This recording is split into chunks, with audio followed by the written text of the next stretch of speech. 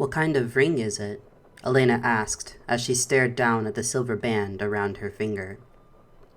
Reagan shrugged. I found it in Auntie Sylvia's attic when I was cleaning. Doesn't Sylvia have tons of dangerous things in her attic? Like demon tools and the such? Yeah, there are some great things up there. You know how Auntie is a dog demon, right? And how dog demons can make jewelry and other amazing things out of their body parts that have the properties from their demon blood. Well, I once found this dagger that had poison properties, and boy was I out of it for days. Sylvia thought I'd died. Reagan burst into laughter, while Elena slapped her in her bad shoulder, cutting it short. That's not funny, Ray. Ow, okay. Not funny. I get it. They shared a look. Reagan grinned wolfishly. Elena couldn't help but smile back. You're a dork. I'm your dork. Elena smiled while touching the ring and whispered, Yeah, you're mine. Suddenly, Reagan sat up straight and looked in the direction of the front door, just as the sound of keys jingling reached Elena's ears.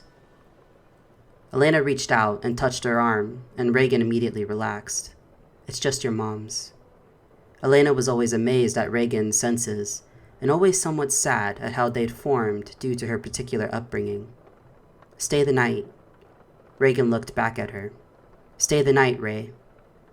Reagan nodded just as the front door opened and two women walked through. Thought I'd smelled something burning. The redhead smiled, and she held the door open for the other woman, a brunette with a white bunch of hair braided into her ponytail. Kate, leave them alone. Come on, Snowflake, let me have some fun. Hello, Miss Bennett. Miss Fallon.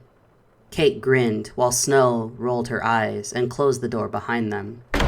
Are you one of my old students? Reagan shook her head.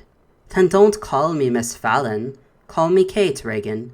I'm not a teacher anymore, but I'll give you detention.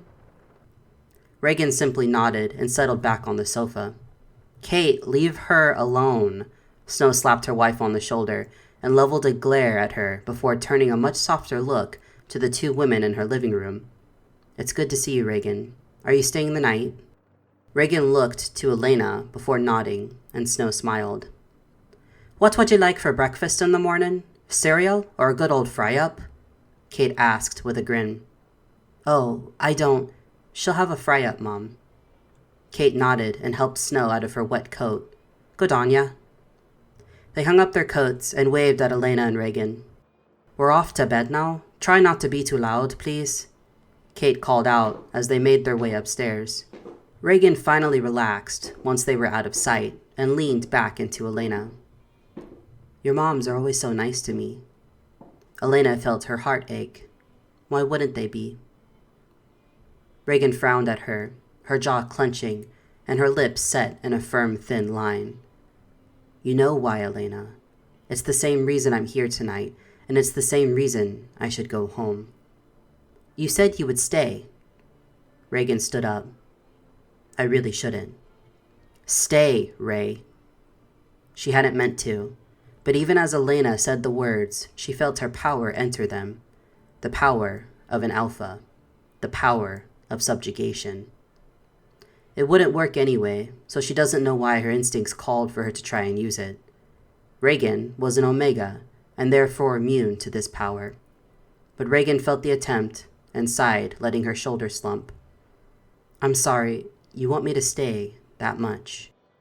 Elena reached out, but stopped and let her hand fall. Reagan caught it and threaded their fingers together. I'll stay until you fall asleep. Elena nodded and gave a small smile. You're the best, Ray.